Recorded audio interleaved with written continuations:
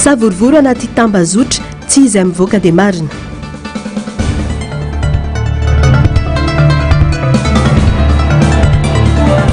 Andron-drano mandany 50 soranjato tapitrisa ora isan'andro ny vehivavy maneran-tany maka rano.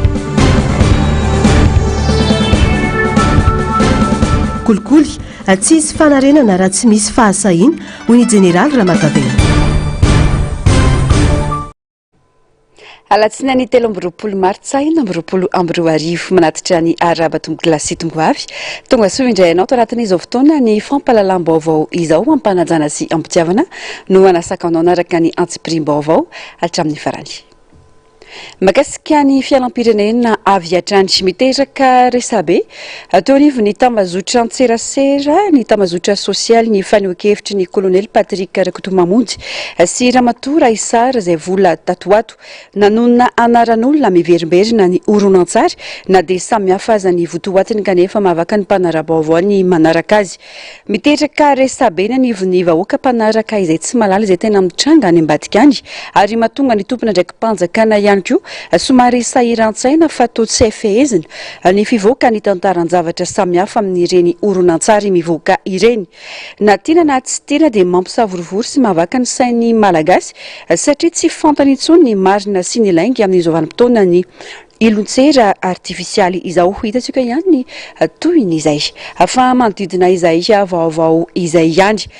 Ilaina ny fandrindrana sy fanabeazana ny olom-pirenena amin'ny fomba fanehoan-kevitra indrindra eo nivy ny tambazotra antserasera ahafahan'ny fahalalana maneho hevitra mitondra amin'ny fanatsarana ny firenena fa tsy amin'ny fanakorontanana hoy ny fanehoan-kevitra samihafa. Maro ireo tranga niseho tamin'ny farany herinandro teo izay niteraka savorovoro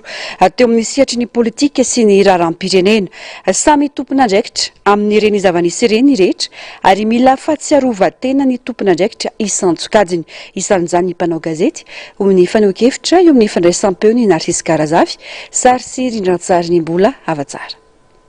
Araka ny atotany safarany manodidina ny 570 isanjato hatramin'ny 20 isanjato ny olona 520 taona no miakatra eto Madagasikara no tsy mahay mamaky teny sy manoratra io io izay mbola fanamby lehibe eo amin'ny fahafahan'ny olom-pirenena mandray sy mandika vaovao indrindra ny anivy ny tambazotra vokatr'izany matetika no miseho ny tsy fifankazahoana sy ny fifandisoan-kevitra satria tsy mitovy ny avy ny fahalalana sy ny fahaiza mandinika ny vaovao raisina hoy ny fanehoan-kevitra Indremy Tsara Tarzan efa misy ny fahalalana maneho hevitra eto Madagasikara saingy hita amin'izao fotoan'izao fa mitady ivony izany indrindra amin'ny fampiasana ny tambazotra sosialy. Mila mitandrina zany amin'ny fahalalana maneho hevitra za zany mieritreritra hoe mbola tokony amboarina mila rindra zany le fahalalana maneho hevitra aloha zany eto Madagasikara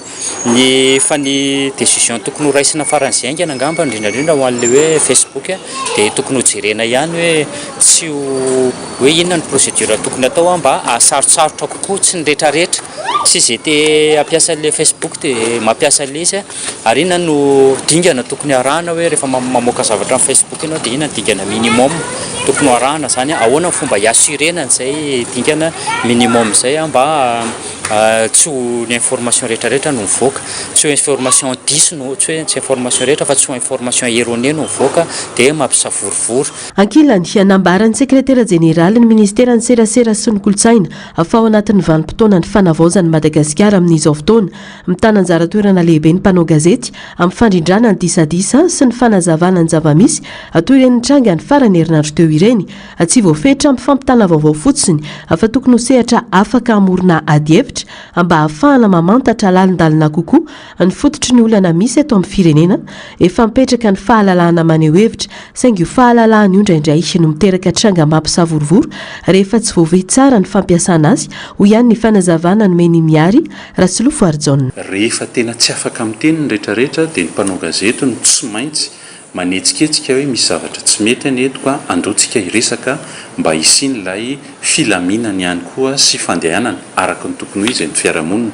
dia raha miteny zany tsika amin'izao fotoana izao hoe inona ireny zavatra nitranga tamin'ny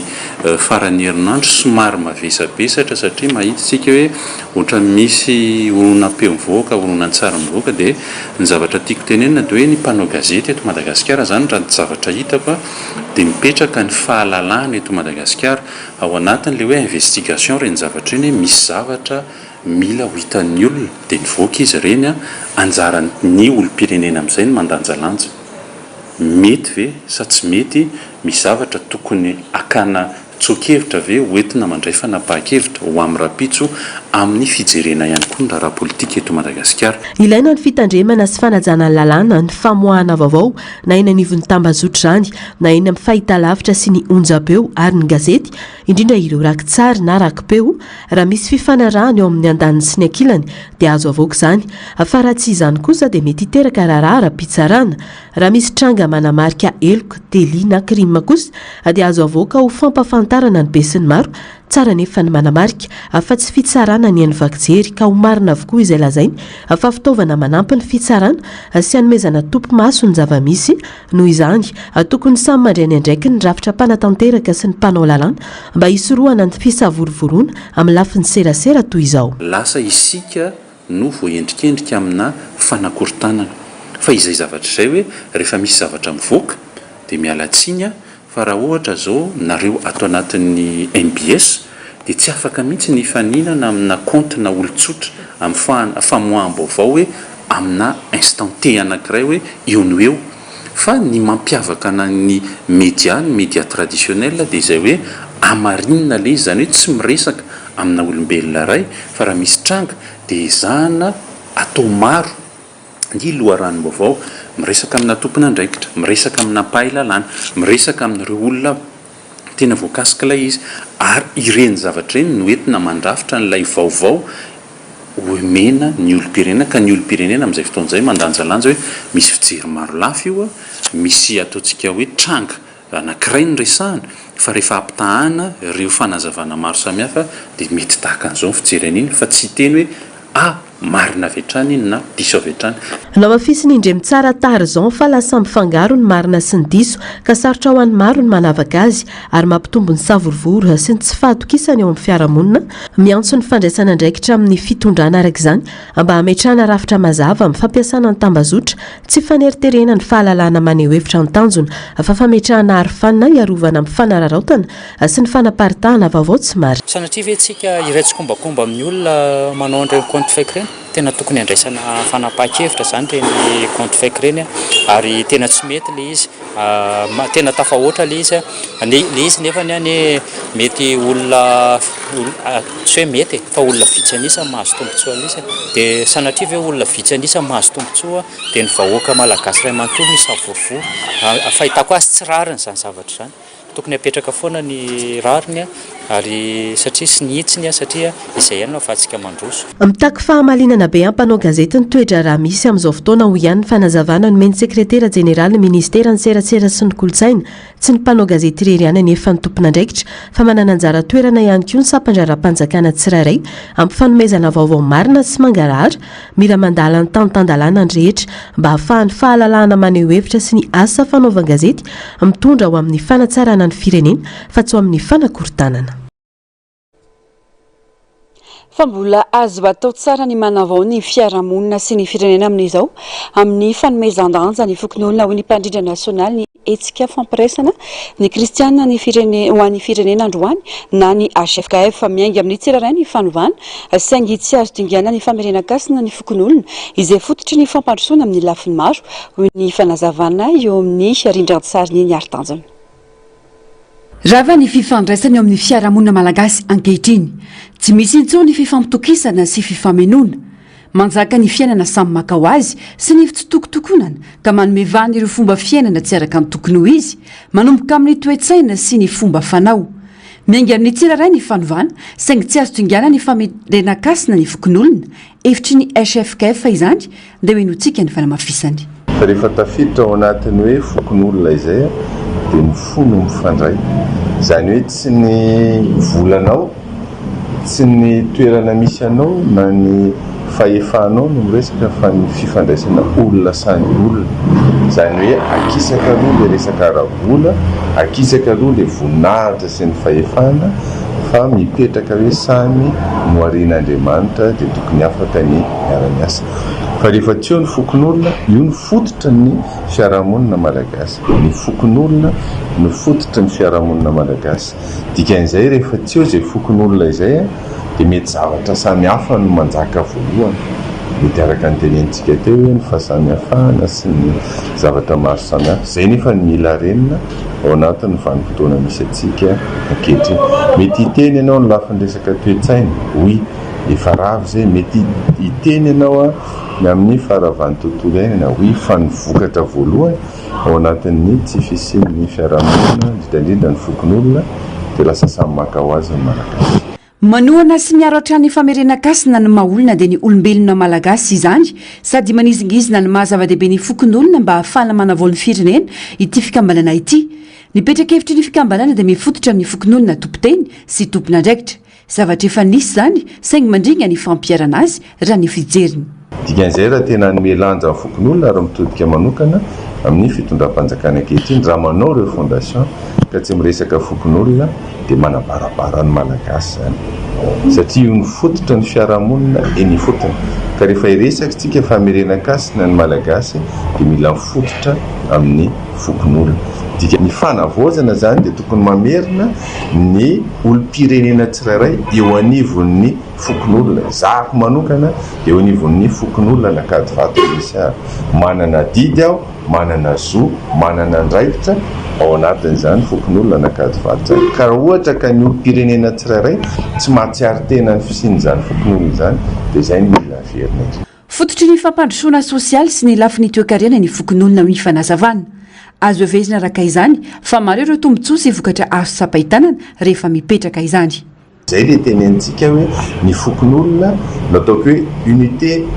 productrice faran'izay malaky indrindra eo ampelantanana ny firenena ary afaka eo ampelantanana ny fanjakana raha ohatra ka resy lahatra amin'izany ny fanjakana, satria ny fokon'olona tsirairay isan-kerinandro dia afaka manatanteraka ataontsika hoe asa mivaingana anankiray. Miandry zavatra avy any ivelany izany fa fifanomezan-tanana malagasy marina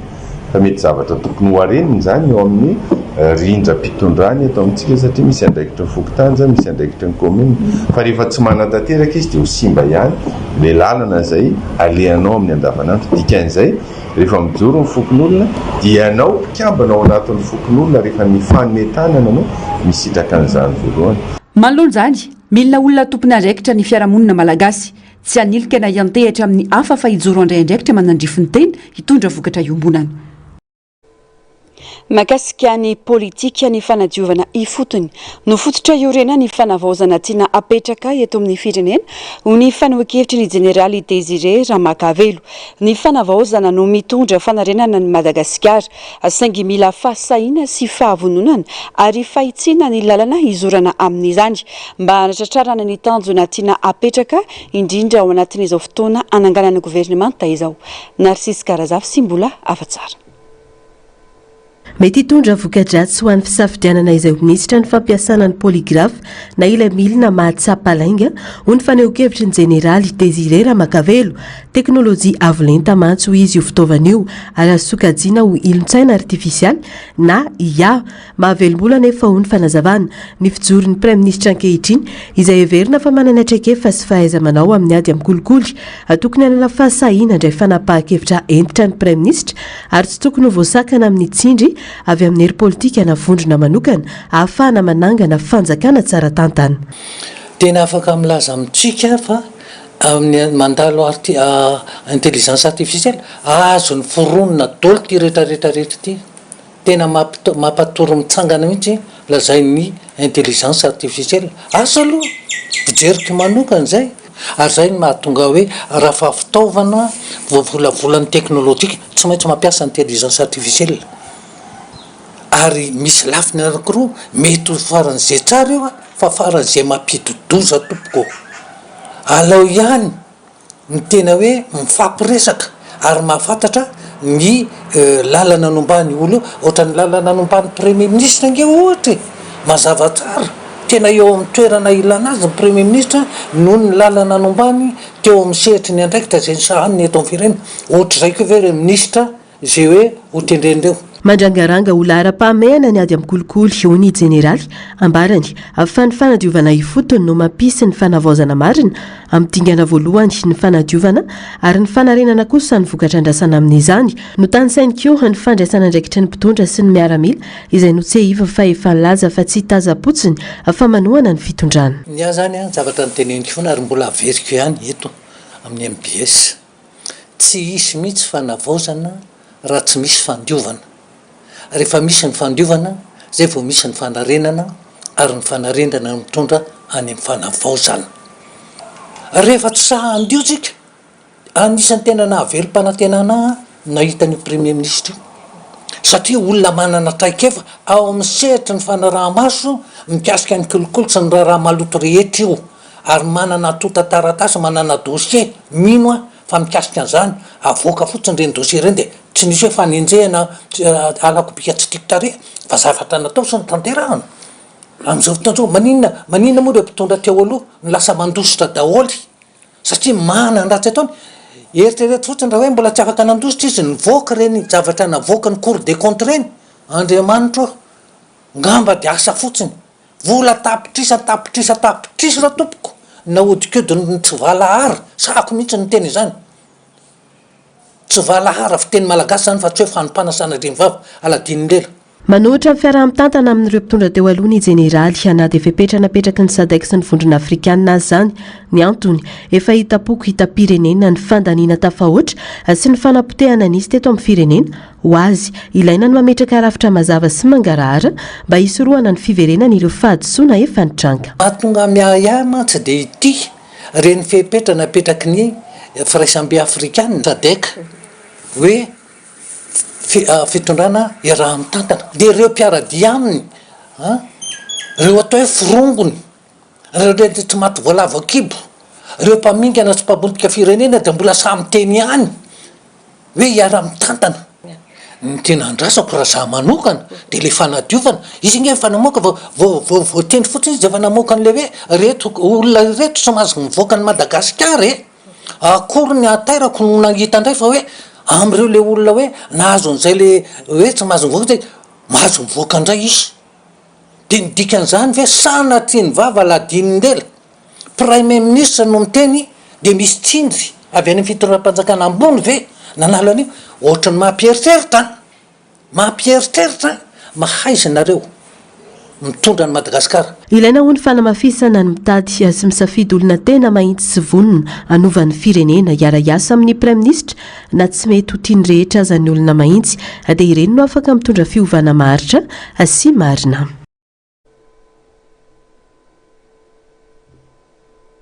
manao rano lava ny fanokevitra manoloana ny toetra rahampirenena ankehitriny nivoaka tamin'ny fanginany ihany koa ny antoko politika RTM na ny ireo fondation totale de Madagascar androany mitaky fanovana sy fanavaozana tena izy ny firenena ankehitriny izay tsy tena mbola hita taratra nandritra ny fitantana ny gouvernement teo aloha hoy ny fanazavana mila omendanja araka izany olomarina sy ireo tena nitolona ho an'ny fanovana teto mitaky ihany koa ny RTM ny anokafana fanadiadiana lalina sy ara-pitsarana momba ny afera maloto sy kolokolo mahazovana ankehitriny fanampanazavana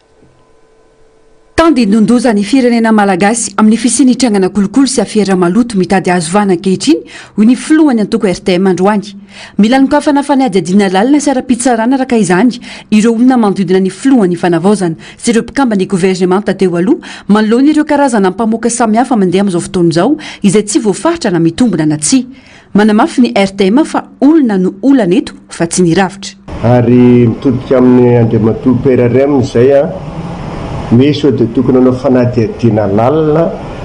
indrindrandrindra manodidina amin'ireo olona manodidina anao izay azo lazainy hoe tena influent eto amin'ny firenena ireo olo ireo nefany a raha tena mariny reny a dia tena tandindomindoza zany ny firenena fa ao anatin'ny corruption sy ny zavatra tsy mety ny fitantanana amin'ny firenena tokony isy fanadiadiana ara-pitsarana andreo olona izay voatonontonona teo hoe tena marina ve zany zavatra zany a tokony fa manjary mitovy ihany ane zay le teneniko foana hatramin'izay hoe tsy le tolona neny ratsy rehefa tsy mety ny fitondrana dia tokony isy mihitsy ny tolona fa ny mampalelo a manala mpangalatra dia mampiditra mpandrobo ary zay ny mampodika n'ity fireneny ity ary izay ny mahatonga any foana nametraka hoe tsy olana rafitra loatra io fa olona lazainy ity fa kandida ho filoham-pirenena teo aloha ity fa manjavozavo ary tsy hitantaratra ny tena fanavaozana marina eto amin'ny firenena ho ny fanamafisana mbola ny zava-misy nitolomana sy ny fanaony teo aloha ihany no miverina mila olo-marina ny fitantanana ka nomezana sehatra ireo voapirofo fa manana izany ho ny fanamafisana zay zany mbola veriny foana le hoe mila olo-marina sy compétent zay nefa ny sarotra aloha za aloha ny sako ny miteny kosa fa sarotra satria sy folosanjaton'olo io any ka tsy manana an'izany famarinana zany ka na anao ano hoe détecteur na mensonge io anao sarotra zany sarotra nahita an'izay ka rehefa mba misy olona fantatra hoe ino fefa voapirofo fefa nanao ny famarinana zay ny zava-dehibe na tsikafony ihany koa fa ny tsy mbola fisiny fifampiresahana na fankakevitra natao teny amin'ny antoko RTM tariny ka matsiaro voilika tahaka ny hafa izy ireo ny zavatra mahagaga nefa betsaka ny mpitolona no frustré satria tsy henony fitondrana zany dia misy anefa olona izay tsy nitolona raha ohatra moa ka tsy nitolona ka honnête compétent na vita zavatra tsy dia maninona fa sady tsy nitolona no mbola mitondra famotehana ny firenena ihany koa betsaka ny zavatra eny ety ivelany amin'ireo membre ny gouvernement teo aloha ireo manodidina ny filoham-pirenena izay manao toetra tsy menika manao raketage eto sy ireo zay zany nanaovana iantso avo hoe sao dia tokony fotoana zao andinika tsara andriamatoa PRRM amin'ny fitantanana nyity firenena ity raha tsy aivina ny taona 2020 no namolavolana ny foto-kevitra sy nananganana ny RTM na ny refondation totale de Madagascar izay nivadika ao antoko politika ny taona 2020 izay ny makasika ny politika efa hivadika fombaovany sosialy kosa isika atao anatin'ireto fanadiadiana manaraka ireto azo fototra ny fahafahana misitraka rano fisotro madio mbola fanamby-goavana nefa izany ho an'ny firenena andalam-pandrosoana satria saika ny vehivavy sy ny ankizivavy no lany fotoana amin'ny fakana rano manampitrotraka ny fatapana sy ny loton'ny rano misy eto Madagasikara fa indrindra ny eto andrenivohitra fanadiadiana nataon'ny Narcisse Karazafy sy mbola afa-tsara mahatratra 500 tapitrisa ora isan'andro ny fotoana lan'ny vehivavy sy ankizivavy maneran-tany mitady rano fotoana tokony natokana ho an'ny fianarana na asa zany kanefa laninina amin'ny fivezivezena lavitra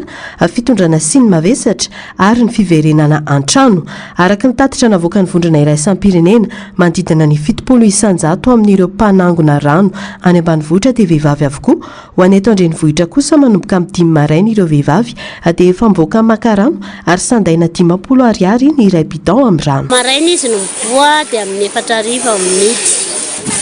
50 ny iray bidon ishe malany 10 enina arakaraka ny amaron'olona ao-tokantrano zany mandeha fa mandeha mora misy fotoana izy tapaka verina ihany izy rehefa tsy haiko afaka adiny roa na adiny telo fotoana izy le maraina ihany zany maloto be dia misy fotoana koa izy tandratra somary mafimafy miandry kely aloha izy tsy maintsy madio ihany iny avy vokatra ny fiovaovany toetry ny andro dia manana sarotra ny fahazahoana rano amin'ny faritra maro tsy any ambanivohitra ihany fa na andrenivohitra ihany koa aza toerana maro indrindra fa ireo faritra avo no matetika hiaran'izany mandany 500 ariary isan'andro eo raha toka manasa lamba ary manodidina ny 10 bidon kosa raha ampiasaina osotroana sy andrahoana sakafo ny rano ao anaty tokatrano iray matsaka foana isan'andro dia mahatratra eo amin'ny 10 bidon na 10 bidon ka any eo amin'ny 500 satria 50 ny ray bidon dia lany ao anatin'ny ray any misy fotoana le 10 bidon nasany lamba fa makarano manokana rehefa sotroina madio le izy misy fotoana le izy maloto dia misy fotoana madio misy fotoana le izy mamoaka rano-potaka be tamin'iny zao le izy namoaka rano-potaka be tsy azo sotroina mihitsy janona aloha tsy misotro rano aloha rehefa le maloto le rano dia rehefa madio indray dia maka andrasana elaela le pompe zay vao miverina madio misy taona mahampy fa tsy maintsy atao zay mahampy anazy eo tsy maintsy sindraraina le izy atao mahampy mandeha tsy tapaka ny rano eto amin'ny bassin Avaradoa saingy ambany ny pression ka anaovana antso amin'ny tompona andraikitra hoy ny fanazavana le rano tena mandeha moramora kely dia izay nefa ne tena betsaka mifanasa lamba dia tena mijaly izay amin'ny fanasana lamba fa mba tiana nanovana kely ny pression le rano mba tiana lefa mafimafy kely zay zany mba angatahaka tokony tsy ampy zany aloha le fitsinjarana an'le rano satria le mpanasa ny ponina be dia be mipaka rano fa raha mety zany zao tokony hoe mbola iampy robinet io bassin io dia mba hoe milamina tsara le mpanasa lamba fa misy fotoana tena miady mihitsy hoe mipaka rano sy mpanasa lamba amin'le miady rano azo fototra ny fisitrahana rano fisotro madio sy azo antoka mbola sarotra nefa ny fahafahana misitraka izany eto amintsika noho izany ilaina ny fanovana rafitra sy ny politika fampisitrahana rano mba hanome toerana bebe kokoa ny vehivavy tsy ho lany fotoana mifakana rano raha ny tatitra navoaka ny vondrona iraisan'ny pirenena trany omaly 12 martsa moa ny andro maneran-tany ho an'ny fananao fanambarana ny ombonany ireo sandika sy fikambanana samihafa vao ministera ny fahasalamam-bahoaka mitaky ametrahana ministra vaovao isanana ny departemanta ny fahasalamam-bahoaka maro ireo zavatra mila diovina sy ilaina fanavaozana hoy ny fanambarana ka anaovan'izy ireo antso amin'ny filohan'ny fanavaozana sy ny praiministra ny antsiprianjay tsy takona fena ary maro ireo antsojay sy fanaparam-pahefana niseo teo amin'ny sehatry ny fahasalamam-bahoaka ho ireo syndicat ao amin'ity departementa ity raha nanao fanambarana iombonana mitaky fanovana araka izany izy ireo ary mila olona vaovao izy sy ny fanadiovana sy fanavaozana eo amin'ny sehatry ny fahasalamam-bahoaka le tena olany teo aloha zany voalohany le tsindra hazo lena zany tegna be dia be tamin'ny mpiasan'ny fahasalamana faharoa koa fagnavokavagna aloha volokoditra sy ny ara-pinona sy ny tariny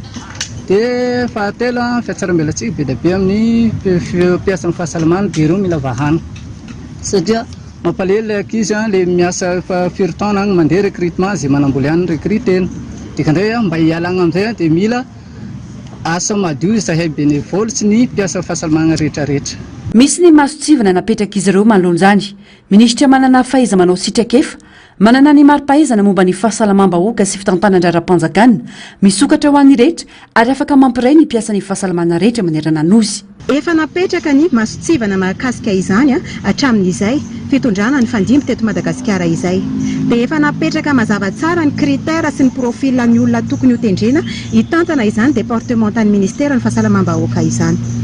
tafiditra ao anatin'izany dokotera ra-panjakana nivoaka tamin'ny faculté de médecine dokotera niasa 20 taona farafahakeliny dokotera spécialiste nianatra manokana ary manana mari-pahaizana momba ny santé publique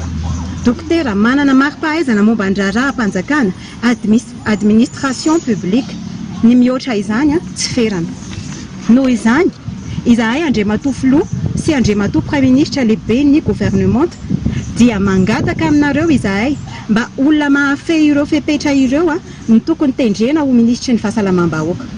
mitodika manokana aminao izahay Andriamatoa Filohan'ny fanavaozana ary manao antsoavo ihany koa amin'Andriamatoa Premier Ministre lehibe ny gouvernement mba tsy hamerina ny ramatoa ministra teo aloha intsony satria département angeza be io ministera ny fahasalamam-bahoaka io ary ministera misandrahaka manerana ny Madagasikara ministère d'envergure nationale ka ilana olona manana traikefa sy manana fahaiza-manao no tendrena eo amin'io toerana ministeran'ny fahasalamam-bahoaka io ny atefa mivantana any amin'ny filohan'ny fanavaozana sy ny praiministra lehibe ny gouvernement araka izany ifankatahana izy ireo ny vondrona nanao ity fanambarana ity ireo sandika ny mpiasa ny fahasalamana rehetra ny olafitra samihafa ny union des internes ny fikambanan'ireo mpitsabo mpanampy mpilatsaka an-tsitrapo ny fikambanan'ireo mpianatra ho mpitsabo ary ny fikambanan'ireo mpianatra ho mpitsabo nivoaka avy tamin'ny efirpa lafim-baovao hafa kosa indray mampisongadina ny anjara toerana lehibe nana ny foibe famantarana ny toetry ny andro amin'ny fiarovana ny vahoaka ny fampandrosoana ary ny faharetan'ny firenena manoloana ny fiovan'ny toetr'andro ny fanamarena ny fankalazana ny andro iraisam-pirenena momba ny toetry ny andro androany sy ny fankalazana ny fitsingerenana ny 2020 taona ny joroany ny meteo Madagasikara amin'ny ity taona 2024 ity no mafisiny tale général ny foibe famantarana ny toetry ny andro androany fa ilaina ny fananana angon-drakitra marina sy azo antoka mba ahafahana manome vinavina mazava sy fampitandremana mialo mahomby. Atanjona ny ahafahana mandrefana pakivitra aingana isoroana ny loza sy ampianana ny vokany. Miantso ny rehetra ihany koa ny tenany mba hiantehitra amin'ny angon-drakitra ofisialy avy amin'ny fitaliavana ka be ny foibe famantarana ny toetry ny andro manoloana ny fiparitany vaovao tsy marina samihafa. Nisy androany fifanaovatsiny niaraka tamin'ny mpiara-monina antoka teknika sy amin'ny lafy ny famatsim-bola izay mikendry ny anamafy ny fahaiza-manao sy ny fanitarana ny asiny fotony. Ankoatra ny fanokafana fototra-avitrasa vaovao toy ny valan-javaboary mampiasa amin'ny herin'ny masoandro ao amin'ny foibe faminaniana hydrométéorologique. Aritra 2 andro ny fankalazana ny andro iraisam-pirenena ho an'ny toetry ny andro ka hodinina manokana mandritra ny atrikasa izay iarana amin'ny organisation météorologique mondiale izay natonga soloteny eto ny momba ny angovo, ny rano, ny fahasalamana ary ny fiahina ny momba ny loza sy ny tandindondoza. Loha hevitra entina ankalazana izany ny hoe mandinika ny anio miaro ny ampitso.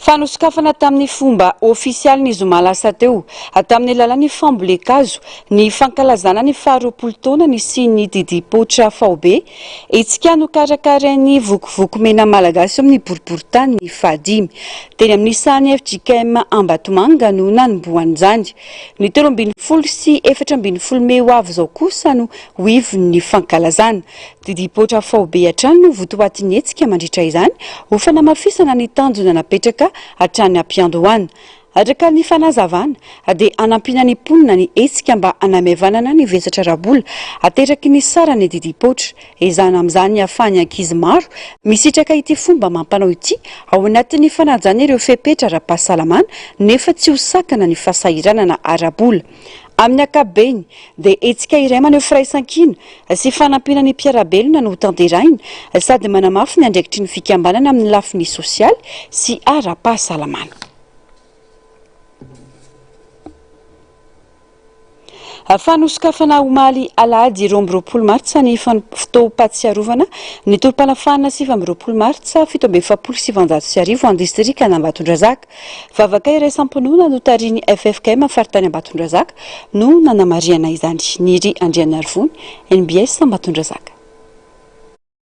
Fiaraha-miambom-bavaka teo anivon'ny fiangonana Anglikanina Santa Jacoba Mangarivitra no netiny teo anivon'ny Revotriny distrika Ambatondrazaka nanomboana ny fotoam-pahatsiarovana ny tolom-panafahana 7 martsa 1770. Nivotra tamin'ny toroteny netiny pastor fa dia velona ho an'ny hafa isika satria ireo ray aman-dreny tany aloha dia nafoy ny ainy ho an'ny taranany tao anatin'izany tolona 1770 izany. Tokony ikorina amin'ireo taranaka ankehitriny ny fitiava tanindrazana satria velona ho an'ny hafa isika. Mila hita sy tsapa ny olona rehetra ny endriky ny fanavozana amin'izao fotoana izao. Ny fomba fiasa vaovao apetrany amin'izany mahavaovao azy zany. Ny tanàna gita eo amin'ny endrika rehetrarehetra fa rehefa lasa ny teo aloha dia tonga vaovao ndrela dia vana hatramin'ny loko mba hamantarana fa misy vaovao, misy fandrem-pandremana, misy fomba fiasa vaovao dia manantena izany ny olona. Ny ao rehefa tonga ny be ny tanàna vaovao dia misy fandaminana vaovao miova ny lokon'ny tanàna ao amin'ny commune, miova ny fomba fizotrany fifamoivoizana eo amin'ny tanàna. Voadio mahafinaritra koa ny tanàna feno haingohaingo maro samihafa maneho zany fanavaozana izany. Zany hoe hitan'ny olona sy tsapan'ny olona zany endrika isiny zany fanavaozana izany. Tanàna miova, fiarahamonina miova, fiainana miova, dia io mandrasany maro haneholana antsina hoe fanavaozana. Itony zoma 17 martsa ho avy io ny fotoam-pahatsiarovana ny tolom-panafahana 1770 ho an'ny eto anivon'ny distrika Ambatondrazaka ka fanadiovana iarahan'ny daholobe ny mpiasa-panjakana sy ny tsy miankina ny tsangambato ny mahery fo eo amin'ny gara Ambatondrazaka no anamariana izany.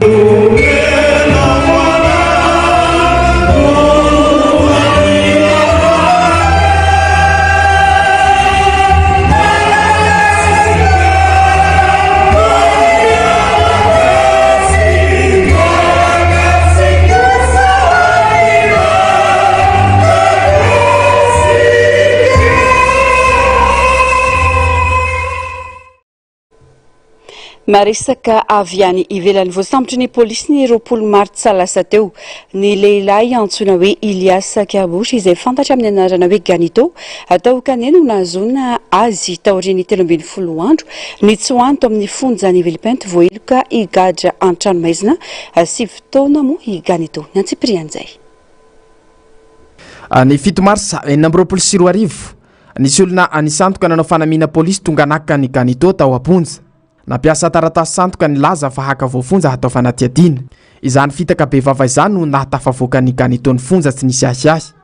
Rehefa nanao fanatiadiana ny polisy tao Paris dia nahita karatra sy jiro santoka fampiasan'ny polisy ary izany no nitarika azy ireo hanao ny fikarohana. Rehefa fantatra mazava fa nisoka ny fonja Ganito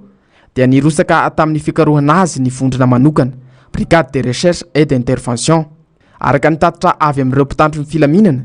dia noho ny halatra be vava ny fakana-keriny ary ny herisetra nahafatesana olona no nampigadra ny Ganito ka nahavoaheloka azy higadra 7 taona an-tranomaizina. 20 taona ny tovolahy izao nandositra ny fonja izao.